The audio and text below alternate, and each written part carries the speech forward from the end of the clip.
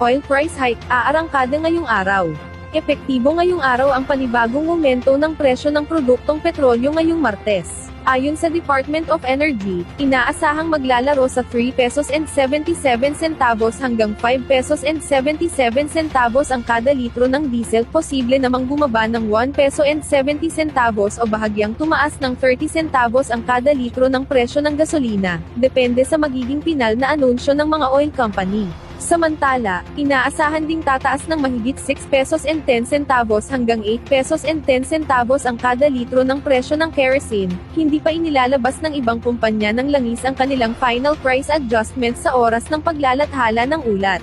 Dahil nananatili pa rin ang bansa sa ilalim ng State of National Energy Emergency, lingguhan ang pagpapatupad ng fuel price adjustments na sinusubaybayan ng pamahalaan. Samantala, ilang motorista ang nagreklamo sa social media, matapos umanong magtaas ng presyo ang ilang gasolinahan bago pa man ang opisyal na araw ng price adjustment, wala pang pahayag ang DOE hinggil sa mga reklamong ito.